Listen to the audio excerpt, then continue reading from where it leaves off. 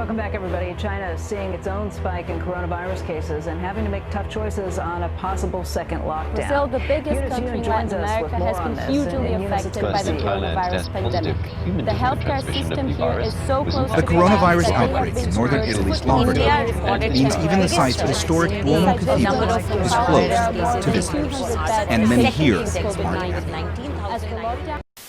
Guys, जैसा कि आज पूरी दुनिया कोविड-19 जैसे पैंडेमिक से जूझ रही है और अब तक दुनिया भर में इससे लाखों लोग अपनी जान गंवा चुके हैं, लेकिन ह्यूमन हिस्ट्री में ऐसा पहली बार नहीं हुआ है कि किसी बीमारी या फिर नेचुरल फिनोमेना के चलते इतने सारे लोगों ने एक साथ अपनी जान गंवाई हो। इससे पहले भी ह्यूमन हिस्ट्री में कई सारी ऐसी बीमारियां और इवेंट्स दर्ज हैं जिसने कोविड-19 के कंपैरिजन में कई गुना ज़्यादा लोगों की जान ली।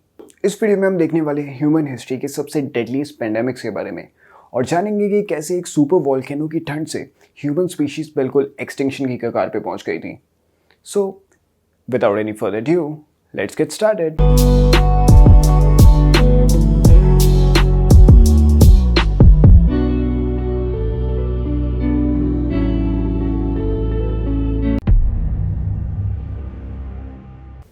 In 1917 फर्स्ट वर्ल्ड वॉर के दौरान जब अमेरिका ने वर्ल्ड वॉर में एंट्री ली, तब उसी के साथ एंट्री ली एक ऐसी महामारी ने जिसने वर्ल्ड वॉर के कंपैरिजन में कई गुना ज़्यादा लोगों की जान ली। जहां वर्ल्ड वॉर से मरने वालों का आंकड़ा 2 से 2.5 करोड़ के बीच था, वहीं स्पेनिश फ्लू से मरने वालों की तादाद 10 करोड़ से भी ज़्यादा थी। Spanish flu was caused by H1N1 influenza virus and according to scientist ये virus in early 1917 mid western America में बाइसन मीट से फैला था and in late 1917 infected American soldiers से ये वायरस यूरोप के बैटल ग्राउंड पहुंचा और वहां से अलग अलग देशों में ये उनके इन्फेक्टेड सोल्जर्स के थ्रू पहुंच गया। इस फ्लू का मॉर्टेलिटी रेट काफ़ी हाई था, अबाउट 10%। दैट मीन्स हर 100 में से 10 लोग जो भी इस वायरस से इन्फेक्ट होते थे वो मारे जाते थे। इस फ्लू की सबसे अलग और ख़तरनाक बात ये थी कि जो भी पर्सन इससे इन्फेक्ट होता था ये उसकी सबसे बड़ी ताकत को ही उसकी सबसे जानलेवा कमज़ोरी बना देता था। उस पर्सन का इम्यून सिस्टम, जो कि उसकी बॉडी को बीमारियों से लड़ने में मदद करता है। इस वायरस से इन्फेक्ट होने वाले पर्सन का इम्यून सिस्टम जितना स्ट्रांग होता था उसके मरने के चांसेस उतने ही बढ़ जाते थे और यही वजह है कि अनलाइक कोविड-19 स्पेनिश फ्लू में अडल्ट्स का मॉर्टेलिटी रेट बच्चों और बूढ़ों से ज़्यादा था। ये वायरस एक पर्सन के इम्यून सिस्टम को ट्रिगर करता है to overreact on pathogens और इस वजह से उस पर्सन का इम्यून सिस्टम छोटे से छोटे इन्फेक्शन के लिए भी काफ़ी ज़्यादा एक्सेस में एंटीबॉडी फ्लूइड सेंड करने लगता है, resulting in over flooding in that region. और इतना ज़्यादा एंटीबॉडी फ्लूइड सेक्रेट होने की वजह से पर्सन की वेंट पाइप ब्लॉक हो जाती है और उसकी जान बचाने के लिए जो फ्लूइड उसकी बॉडी बनाती है उसी में डूब के उसकी मौत हो जाती है। बेसिकली ये वायरस आपकी बॉडी को सेम उसी वे में रिस्पॉन्स करने के लिए ट्रिक करता है जैसा कि आपको कोई अपने एक्ने को एक शॉर्ट गन की हेल्प से रिमूव करने को बोले। इंडिया में स्पेनिश फ्लू इंडियन सोल्जर्स के थ्रू पहुंचा जो फर्स्ट वर्ल्ड वॉर के दौरान ब्रिटिशर्स के लिए लड़ रहे थे। स्पेनिश फ्लू के चलते इंडिया में लगभग 1 करोड़ 80 लाख लोगों की जान गई, जिसमें महात्मा गांधी जी के पोते और उनकी बहू भी शामिल थी। हालांकि महात्मा गांधी खुद इस बीमारी की चपेट में आ गए थे, लेकिन वो इससे बच गए।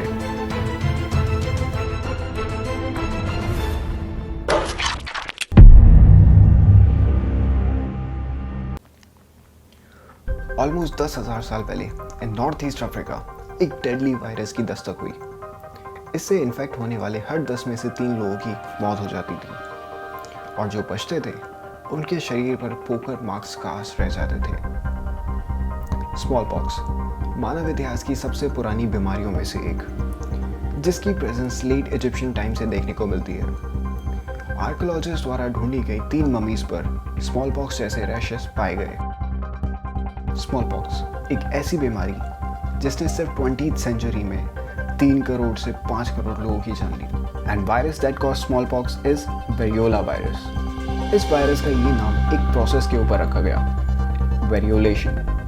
ये प्रोसेस एंशिएंट लोग स्मॉल पॉक्स से खुद को इम्यून करने के लिए परफॉर्म किया करते थे।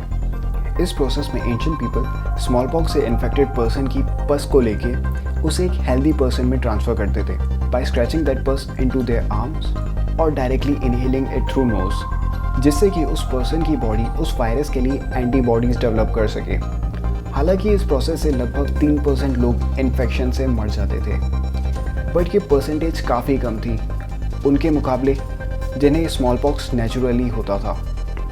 ये मेथड कई सालों तक लोगों को स्मॉल पॉक्स से इम्यून करने के लिए चलता रहा, जब तक एडवर्ड जेनर, एक इंग्लिश फिजिशियन, ने दुनिया को सबसे पहली वैक्सीन से इंट्रोड्यूस नहीं कराया। एडवर्ड जेनर ने यह ऑब्जर्व किया कि जो भी पर्सन एक बार काउ पॉक्स, जो कि एक लेस फेटल बीमारी है, सो जो भी पर्सन एक बार काउ पॉक्स से इन्फेक्ट होता था वो उसके बाद काउ पॉक्स और स्मॉल पॉक्स दोनों बीमारियों से इम्यून हो जाता था। तो जेनर ने एक काउ पॉक्स से इन्फेक्टेड पर्सन से वायरस को लेके उसे एक 9 साल के हेल्दी बच्चे में ट्रांसफ़र कर दिया, जिससे वो कुछ टाइम के लिए काउ पॉक्स से बीमार हो गया। लेकिन उसके ठीक होने के बाद जेनर ने जब उस बच्चे को स्मॉल पॉक्स के वायरस से इन्फेक्ट किया तो उसे स्मॉल पॉक्स की बीमारी नहीं हुई, और इस तरह जेनर ने दुनिया की पहली वैक्सीन को दुनिया के सामने रखा। इन 1959 WHO ने एक प्लान इनिशिएट किया to eradicate the smallpox from the world, and finally in 1978 WHO ने अनाउंस किया कि smallpox had been completely eradicated from the face of the earth. Three of the deadliest pandemic in record history was caused by a single bacteria, Yersinia pestis, which caused a fatal bacterial infection called plague. Plague, एक ऐसा bacterial infection जिसने कई बार करोड़ों लोगों की जान ली, और इसे फैलाने का काम करती थी फ्लीज, जो कि रॉडेंट्स यानी कि काले चूहों में पाई जाती थी। प्लेग के 2 सबसे बड़े आउटब्रेक में से सबसे पहला आउटब्रेक 1541 CE में बीजेंटीन एम्पायर में हुआ। इसे प्लेग ऑफ जस्टिनियन कहा गया, जो कि वहाँ के एम्परर के नाम पर रखा गया क्योंकि वो भी इसकी चपेट में आ गए थे। ये प्लेग ब्यूबोनिक प्लेग था, जिसकी वजह से आर्मपिट और ग्रोइन रीजन के आसपास लिम्फ ग्लैंड में लार्ज ब्लैकिश एग साइज के लिम्फ्स डेवलप हो जाते थे। ब्यूबोनिक प्लेग का मॉर्टेलिटी रेट ऑलमोस्ट 50 to 70% था, मतलब हर 10 इन्फेक्टेड पर्सन में से 5 से 7 लोग इससे मारे जाते थे। प्लेग ऑफ जस्टिनियन में लगभग 1 साल तक 5000 लोग रोज़ाना अपनी जान गंवाते रहे, और प्लेग का असर ख़त्म होने में लगभग 200 साल लग गए, और तब तक इससे 5 करोड़ लोग यानी कि उस टाइम की ऑलमोस्ट 25% वर्ल्ड पॉपुलेशन इससे ख़त्म हो गई। बट प्लेग पूरी तरह से कभी ख़त्म ही नहीं हुआ था। ये रॉडेंट्स और इन्फेक्टेड फ्लीज में प्रेजेंट था। 800 साल बाद प्लेग फिर से ब्लैक डेथ बन के आया, और इसी के साथ शुरू हुआ प्लेग का सबसे डेडली फेज़, जिसने पूरे यूरोप को अपनी चपेट में ले लिया। इन 13th सेंचुरी चाइना में कई बार प्लेग फैला, और इन 1340s चाइना में प्लेग का मेजर आउटब्रेक हुआ। लेकिन इस बार प्लेग सिर्फ चाइना में ही नहीं रहा, बल्कि इसे फैलाने वाली इन्फेक्टेड फ्लीज और चूहे ट्रेडिंग शिप्स के थ्रू सिल्क रूट से होते हुए 1347 में इस बीमारी को चाइना से यूरोप के क्रीमिया ले गए। शिप्स के चाइना छोड़ने के कुछ दिनों बाद ही उन शिप्स में काफ़ी लोग बीमार होने लगे थे, और यूरोप पहुंचते पहुंचते सिर्फ गिनती के 6 से 7 लोग ही जिंदा बचे थे।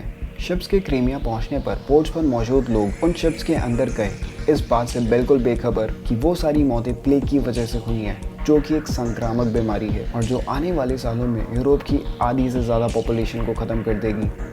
कुछ दिनों में प्लेग जंगल में लगी आग की तरह पूरे यूरोप में फैल गया और लाखों लोगों की ज़िंदगी छीन ली। ब्यूबोनिक प्लेग के साथ साथ यूरोप में दूसरे तरह के प्लेग फैले थे, सेप्टिसेमिक प्लेग और pneumonic plague.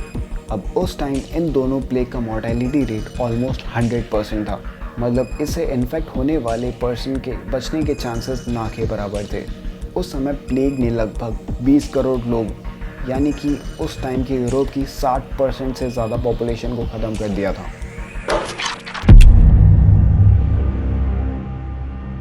At least 5 major ice ages has occurred throughout the Earth history, जिसमें से सबसे पुरानी आइस एज आज से करीब 2 बिलियन साल पहले हुई थी और सबसे रिसेंट 2 मिलियन साल पहले शुरू हुई और आज तक चल रही है। Yes, we are living in an ice age. अब आइस एज की यही सबसे इंटरेस्टिंग बात होती है कि इस दौरान अर्थ हमेशा बर्फ से ढकी नहीं रहती, जैसा कि हमने मूवीज़ में देखा है। इंस्टेड ऑफ दैट अर्थ का क्लाइमेट 2 स्टेजेस के बीच फ्लिप फ्लॉप करता रहता है। जिसे साइंटिस्ट ग्लेशियल और इंटरग्लेशियल पीरियड कहते हैं। Glacial period last for 30 to 70,000 years और इस दौरान अर्थ का एवरेज टेम्परेचर काफ़ी कम होता है और ज़्यादातर अर्थ बर्फ से ढकी होती है और इसी दौरान ग्लेशियर्स फॉर्म होते हैं। और वहीं दूसरी तरफ interglacial period last only for few thousand years और इस दौरान अर्थ की कंडीशन आज जैसी होती है। We are living in an interglacial period right now. It begin at the end of last glacial period about 10,000 years ago. लगभग 2 मिलियन साल पहले अर्थ पर शुरुआत हुई फिफ्थ आइस एज की, जिसे क्वार्डिनरी आइस एज कहा जाता है। ग्लेशियल पीरियड के दौरान अर्थ का टेम्परेचर ड्रास्टिकली चेंज होने लगा और बड़ी तेजी से गिरने लगा, जिससे कि ग्लेशियर्स एक्सपेंड हुए और अर्थ का ज़्यादातर हिस्सा बर्फ से ढक गया। ये ग्लेशियल पीरियड लगभग 30,000 साल तक चला, जिसके दौरान अर्थ पर प्लांट्स और खाने की कमी से काफ़ी सारी एनिमल स्पीशीज एक्सटिंक्ट हो गई, जिसमें वूली मैमथ, वूली राइनोस और जाइंट स्लॉथ जैसी स्पीशीज शामिल थी। सराउंडिंग में बढ़ती रिसोर्सेज की कमी से अफ्रीका से ह्यूमन स्प्लिट हो गए और रिसोर्सेज और खाने की तलाश में दूसरे कॉन्टिनेंट्स की तरफ चल पड़े। बट एक्सट्रीम और हार्श कंडीशन की वजह से every subspecies of humans except Homo sapiens, that's us, and Neanderthals, a dumber version of us, died out. Researchers का मानना है कि आइस एज के दौरान ह्यूमन स्पीशीज बिल्कुल एक्सटिंक्शन के कगार पर पहुंच गई थी। इस दौरान सिर्फ कुछ हजार ह्यूमंस ही बच पाए थे और ह्यूमन ब्रीडिंग पॉपुलेशन जो कि बच्चे पैदा कर सकती थी वो सिर्फ 600 ही रह गई थी। साइंटिस्ट बिलीव दैट कि हम उस फ्रीजिंग एरा से इसलिए एक्सटिंक्ट होने से बच पाए क्योंकि हम में से कुछ ह्यूमंस आज के केप टाउन से करीब 200 मील दूर एक वार्मर रीजन ढूंढने में कामयाब रहे। उस पर्टिकुलर एरिया का पानी वार्म था, जिससे वहां पर प्लांट्स, ह्यूमंस और दूसरी स्पीशीज सरवाइव कर पाई। इस काउंटडाउन में कई सारे ऐसे इवेंट्स हुए हैं जिसमें कि कई सारे ह्यूमंस की जान गई, पर टोबा सुपर वोल्केनो इरप्शन एक ऐसा इवेंट था जो कि इनमें से सबसे ज़्यादा डिस्ट्रक्टिव और इम्पैक्टफुल था, जिसमें ह्यूमन स्पीशीज एक्सटिंक्शन के सबसे करीब आ गई। माउंट टोबा एक एंशिएंट वोल्केनो या कहीं सुपर वोल्केनो जो कि लोकेटेड है बैरिसन माउंटेन में इन नॉर्थ सेंट्रल सुमात्रा, इंडोनेशिया। लगभग 74,000 ईयर्स अगो ये वोल्केनो इरप्ट हुआ और ये कोई नॉर्मल इरप्शन नहीं था। इससे निकलने वाले डेडली लावा ने 2800 किलोमीटर्स के रेडियस में आई हर एक चीज़ को राख कर दिया। इसे ह्यूमन हिस्ट्री का सबसे बड़ा और सबसे ज़्यादा डिस्ट्रक्टिव वॉल्केनिक इरप्शन कहा जाता है और इसी वजह से वॉल्केनिक इरप्शन इंडेक्स में इस इरप्शन को as a mega colossal describe किया गया है। ये इरप्शन कितना पावरफुल था इस बात का अंदाज़ा आप इस बात से लगा सकते हैं कि टोबा वॉल्केनो की जो एक्सप्लोसिव फोर्स थी it was 100 times more powerful than Tambora volcano erupted in 1815 and रोशनी वॉल्केनो इरप्टेड इन 1257 और तो और 1000 टाइम्स मोर पावरफुल था नागासाकी के न्यूक्लियर बॉम्ब से। इस इरप्शन से 2 ट्रिलियन से भी ज़्यादा ऐश और सल्फ्यूरिक डाइऑक्साइड गैस पूरे एटमॉस्फेयर में फैल गई और इसने लगभग 6 साल के लिए अर्थ पर सनलाइट को पार्शियली ब्लॉक कर दिया। इस वजह से अर्थ का टेम्परेचर कम होने लगा और इसने अर्थ के क्लाइमेट को पूरी तरह बदल दिया और ऐसे शुरुआत हुई वॉल्केनिक विंटर की, जिसने अर्थ का एवरेज टेम्परेचर 3 से लेकर 5 डिग्री तक डिक्रीज कर दिया और कुछ जगह पर तो एवरेज टेम्परेचर 10 डिग्री तक गिर गया था। 10 साल तक अर्थ पर समर सीजन नहीं हुआ। आसमान से बरसती volcanic ash, harmful gases, lack of sunlight और हार्श विंटर ये एक डेडली कॉम्बिनेशन बन चुका था for most of the species और इसी डेडली कॉम्बिनेशन के चलते काफ़ी सारी एनिमल्स और प्लांट स्पीशीज एक्सटिंक्ट हो गई। ये इवेंट इतना एक्सट्रीम था कि इसका इम्पैक्ट ह्यूमन पॉपुलेशन पर आइस एज या फिर किसी भी दूसरे इवेंट से कई ज़्यादा था। पहली बार ह्यूमंस एक्सटिंक्शन के इतना क्लोज आए थे। काफ़ी रिसर्चेस ये बताती हैं कि इसमें सिर्फ 4000 ह्यूमंस ही बच पाए थे और उसमें से भी सिर्फ 80 ब्रीडिंग पेयर्स बचे थे। ये काफ़ी शॉकिंग है। But there is a good news, the fact is that कि इस इवेंट से सिर्फ smartest and most resourceful humans ही बच पाए। So that's it for this video and I hope कि आपको इस वीडियो में कुछ नया जानने को जरूर मिला होगा।